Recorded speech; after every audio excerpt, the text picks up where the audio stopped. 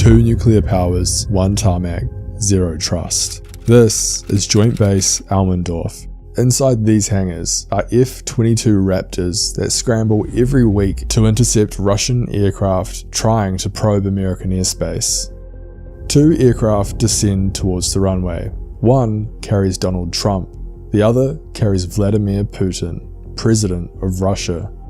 August 15th, 2025. For the first time in history, America is hosting its enemy at the exact base designed to stop him. The story unfolds in 4 parts. First, how Anchorage was transformed into a fortress for one day. Second, the mirror protocols that forced American and Russian security to stand side by side. And third, the handshake between Trump and Putin, staged between America's front-line fighter jets. Here's the problem, this isn't just any military base. This aerial view shows Joint Base Almendorf-Richardson. The 3rd Wing operates F-22 Raptors from these hangars on the left.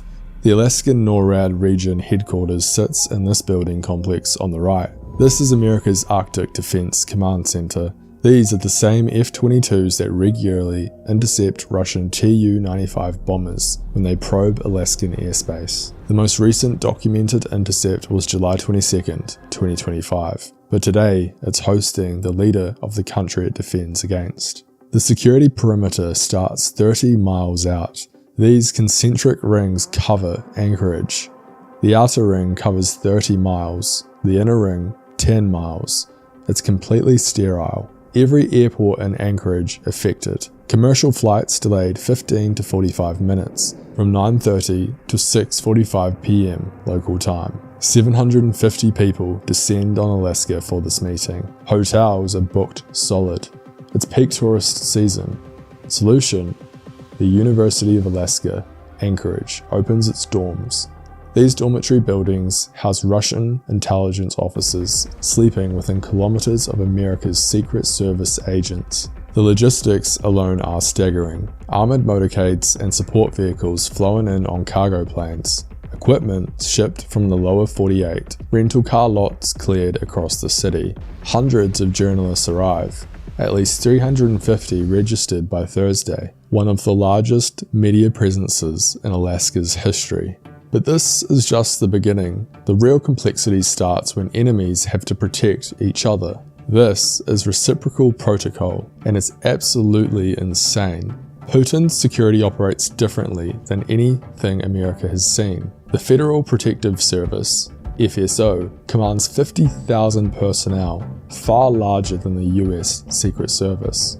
These aren't just bodyguards. They're involved from the KGB's 9th Directorate, carrying Soviet-era intelligence DNA. For this Alaska trip, Putin travels with 80 to 100 security personnel. That includes 30 to 40 elite bodyguards, advanced teams and logistics units. Each trip is essentially a military-style deployment. Putin's guards meet strict standard, 175 to 190 centimeters tall, clean-shaven, no tattoos, foreign language skills, martial art expertise, proficiency with weapons ranging from AK-105 rifles to Orsis T-5000 sniper systems. His protection works in concentric rings. Inner circle, 2 to 3 closest bodyguards. Secondary ring, tactical agents. Outer perimeter, snipers, medics, communications teams. Logistics, a fortress on the move. Body for body, gun for gun. If 10 American Secret Service agents guard the entrance, 10 Russian FSO agents must face them. If America posts a sniper on a roof, Russia gets to post one too.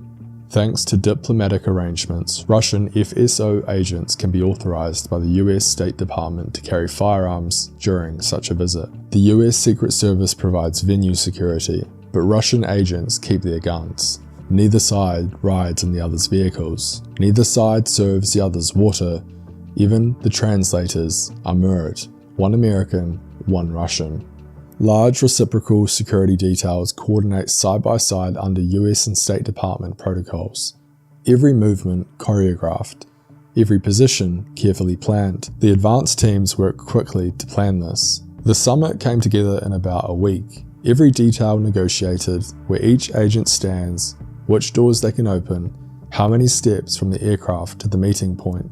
The costs keep climbing, but this is just the beginning.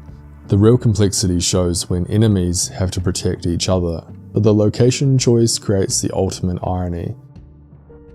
Late morning Alaska time.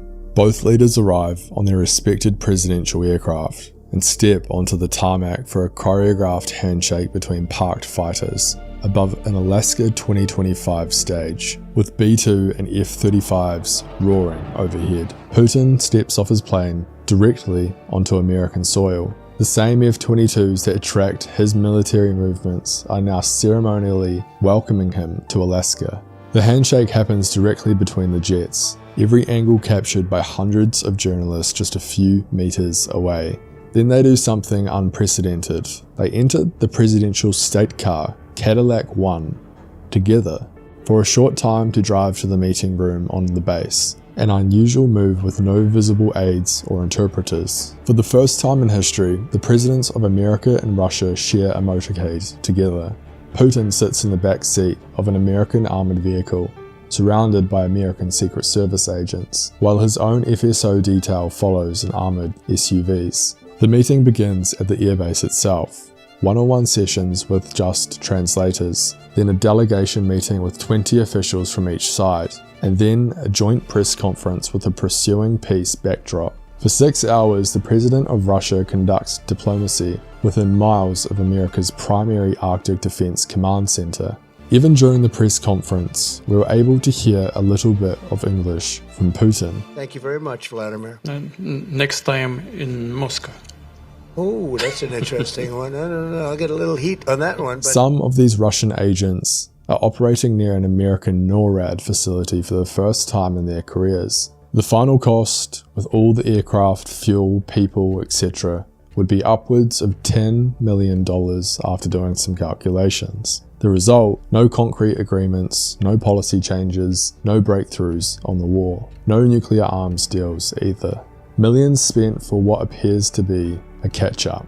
But appearances can be deceiving. Sometimes the most expensive diplomatic meeting isn't about what gets signed, it's about what gets understood.